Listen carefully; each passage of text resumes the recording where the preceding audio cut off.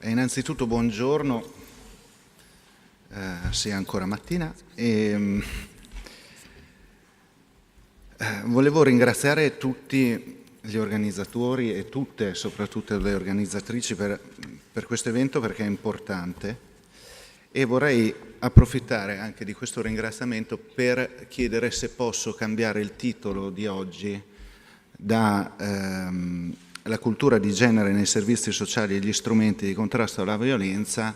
Lo vorrei intitolare Nozze con i fichi secchi, perché faccio fatica, dopo gli interventi sentiti che condivido, però mi sento anche di dover fare alcune precisazioni che stanno dentro il mio intervento. Prometto e cerco, lei nel caso, visto che parliamo di violenza, se sforo i tempi mi abbatta, perché in realtà quello che ho sentito stamattina da un lato appunto lo condivido, dall'altra lo trovo in parte ingiusto e in parte parziale.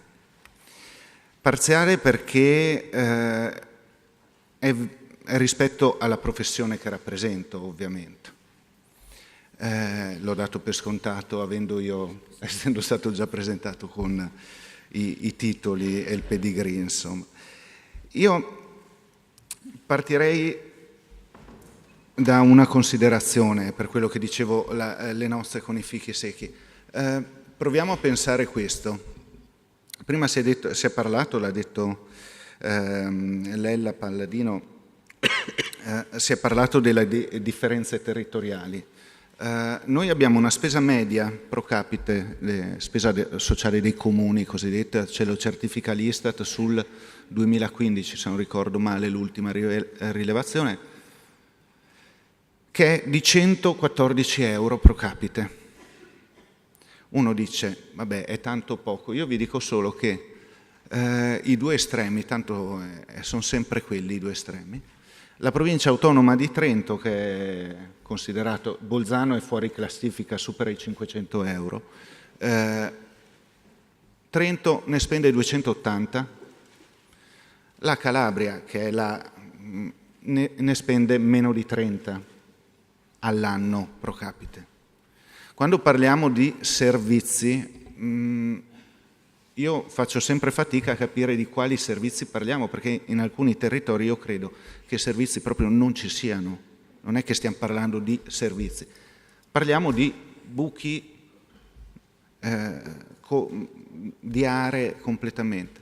Un altro dato, sempre per contestualizzare, dopo entro nel merito, un altro dato importante, l'avevamo fornito quando si discuteva del primo livello essenziale sociale di questo Paese, che è stato introdotto nel 2018, 18 anni ci sono voluti, e che piaccia o non piaccia si chiama REI. Cioè questo ci ha messo 18 anni per fare un livello essenziale, no i livelli essenziali, uno, che è quello di una sorta, per carità, migliorabile, tutto quello che vogliamo, però è una sorta di reddito di ultima istanza. Bene, siccome si discuteva come farlo, diamo i soldi, non diamo i soldi, punto e basta, perché sapete che non lo dico io, lo sanno tutti, da un punto di vista politico sicuramente è più facile dare soldi, rende di più, è immediato e basta. La battaglia è stata dire, scusatemi, ma la povertà e l'esclusione non si contrasta con i soli denari, bisogna creare dei percorsi.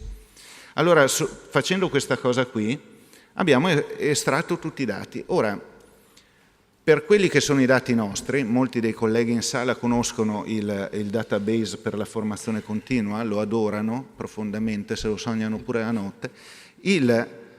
Ognuno di noi deve dichiarare dove esercita la professione. In Italia sono circa 11.000 su 44.000 gli assistenti sociali che esercitano negli enti locali. Suddiviso per il numero di comuni, che è circa 8.000, fa sì che ogni comune abbia un assistente sociale, virgola qualcosina. Ora, io non so quanti ne ha Padova, so quanti ne ha il Comune di Trento, sono più di 52, ora ci sono almeno 51 comuni che non sono coperti. Questo è proprio matematico.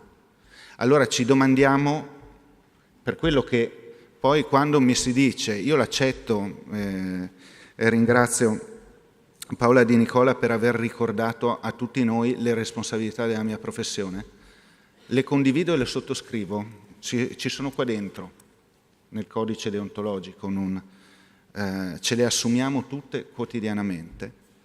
Poi però mi piacerebbe essere messo in condizione di potermele prendere quelle responsabilità lì, perché se io sono messo in queste condizioni è molto molto difficile riuscire anche solo a essere in grado di incidere nelle storie delle donne e dei minorenni che si rivolgono ai servizi, ma così come fare prevenzione.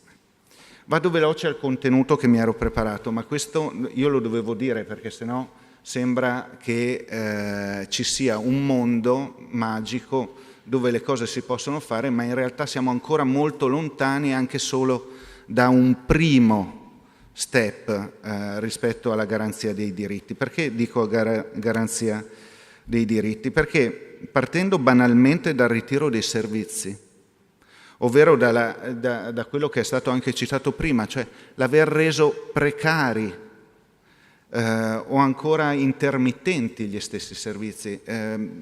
Ci sono situazioni in cui i contratti sono di 2 mesi in 2 mesi, non solo per i miei colleghi, ma anche per gli operatori del centro antiviolenza. Ora sappiamo benissimo tutti, perché tutti facciamo la stessa professione e lavoriamo con gli stessi soggetti, quanto è fondamentale il rapporto fiduciario con le persone.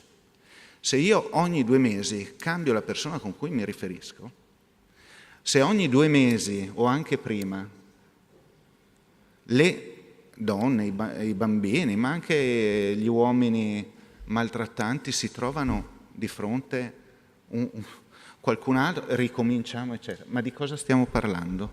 Cioè, banalmente. Questo però io lo collocherei anche in una dimensione più ampia. Qua è stato citato il Brasile, è stato tutti i drammi che viviamo in quest'epoca. Però in realtà proviamo a pensare che l'erosione sistematica, diciamo che il ritiro dei servizi corrisponde a un'erosione sistematica dei diritti delle persone. Cioè non è così strano in un'epoca come questa, dove ormai i problemi, i bisogni, scusatemi la dico un po' brutale, sono fatti personali, non c'è più spesso una responsabilità collettiva.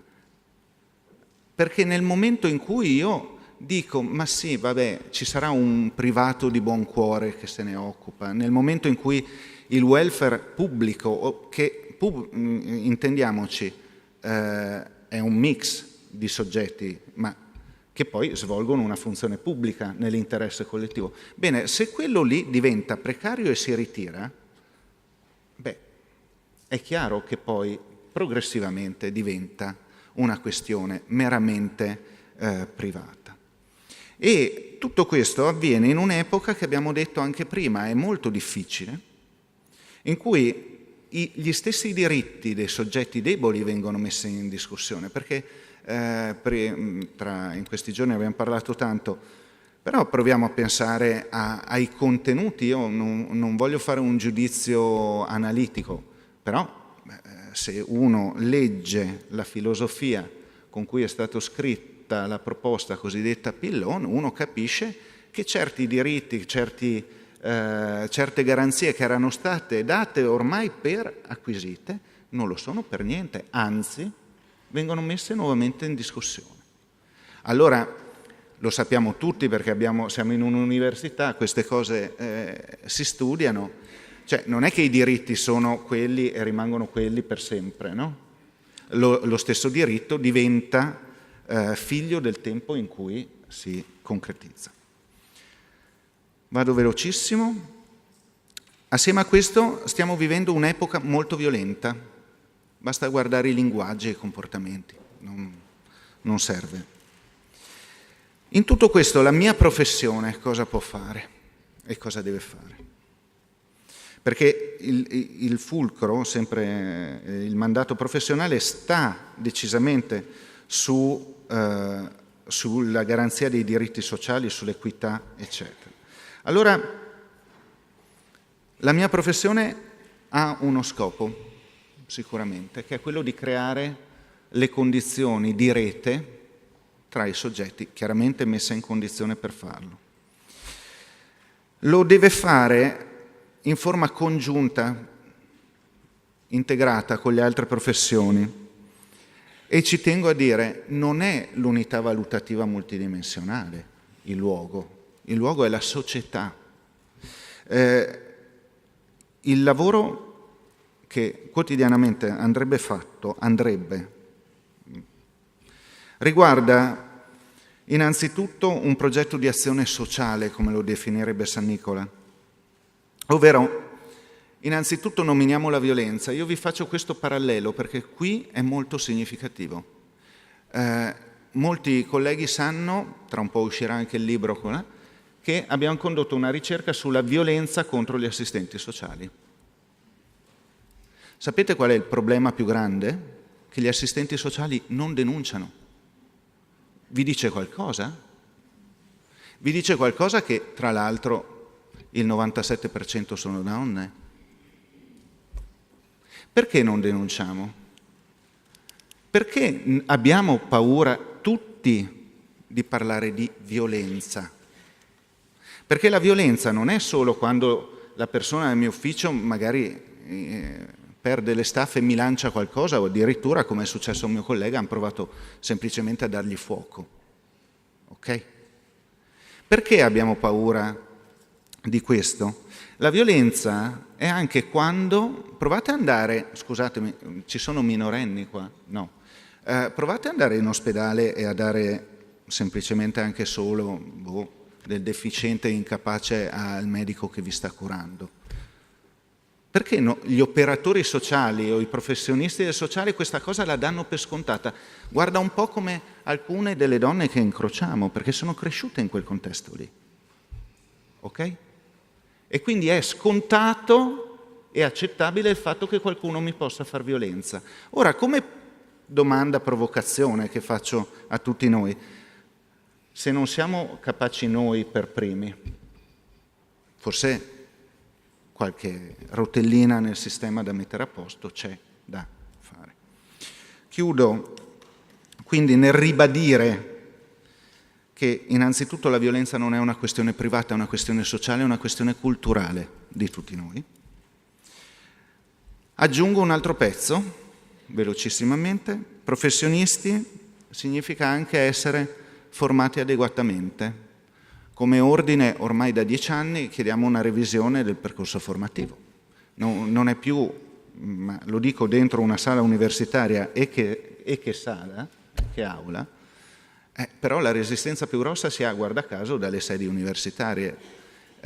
Qualcuno mi deve spiegare nel 2018 se ancora ha senso un assistente sociale formato genericamente su 3 anni, perché la laurea è triennale. Per fortuna i ragazzi sono molto più intelligenti di noi adulti e spesso e quasi sempre ormai proseguono con la magistrale, si fanno almeno 5 anni. Dopodiché mancano ancora le specializzazioni. Assieme a questo, guarda caso, manca la ricerca. Manca, e ne abbiamo bisogno come il pane, non come assistenti sociali, ma come questo mondo qui. Ora, fate un'osservazione attenta. La maggior parte delle ricerche che riguardano questi ambiti sono finanziati privatamente. Coinvolgono il terzo settore, le istituzioni. Noi abbiamo creato una fondazione nazionale apposta. Perché? Perché spesso e volentieri si possono, e è giusto ragionare sui massimi sistemi, ma quelle che sono prassi operative, indagini di incidenza sugli interventi e queste cose qua, chi le fa? Chiudo, perché non voglio dimenticare nessuno, facendo anche questo riferimento. Se noi investiamo sui servizi, dobbiamo investire anche nell'intervento con gli uomini maltrattanti. Non c'è verso. Se noi non interveniamo anche lì, non abbiamo risolto granché. Potremmo fare tutti i percorsi, tutte le tutele, ma quell'uomo maltrattante rimarrà uomo maltrattante. Allora ci sono grandi esperienze, anche a livello internazionale. Bisogna portarle in Italia. E chiudo tornando all'inizio, dicendo che per fare tutto questo non si possono fare le nozze con i fichi secchi, ma bisogna fare un fronte culturale specifico, forte, di tutti i soggetti, l'ordine, i professionisti, il terzo settore, i centri antiviolenza, per spiegare che investire nei servizi sociali largamente intesi e investire nel welfare sociale, e non solo più in quello sanitario, è una questione sostanzialmente di diritti e di tutela di tutte le persone. Non c'è un giorno in cui ognuno di noi, con questa realtà di una violenza che è una violenza istituzionale, non debba fare i conti. Quindi il mio auspicio dalla giornata di oggi è che con tutte queste realtà, ne abbiamo parlato anche con Dire, si possa costruire un percorso congiunto di cambio culturale innanzitutto e poi formativo e di competenze per il futuro. Grazie a tutti.